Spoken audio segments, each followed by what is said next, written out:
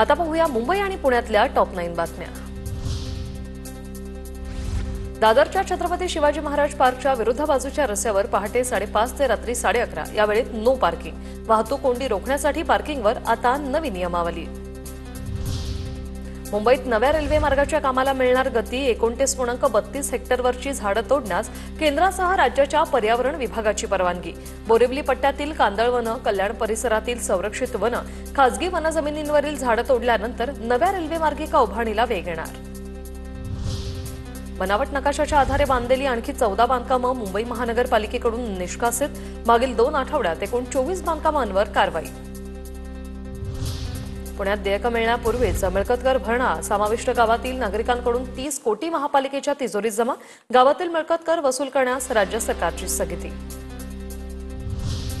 गोखले पुलावरून आता बेस्टच्या प्रवासाची प्रतीक्षा। पुलाचं काम सुरू असल्याने बेस्टचे 10 बसमार्ग 7 वर्षापासून बंद। पूर्वीचे बसमार्ग पुन्हा सुरू करण्याची नागरिकांची मागणी।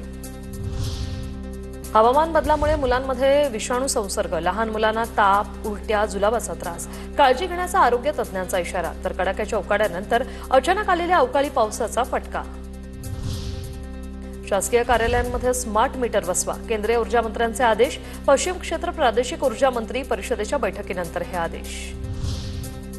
दहिसर मीरा भाईंदर मेट्रो 9च्या दहिसर काशीगाव मार्गिकेवर आजपासून चाचण्या। डिसेंबर अखेर दहिसर काशीगाव टप्पा वाहतूक सेवेत दाखल करण्याचं MMRDAचं नियोजन।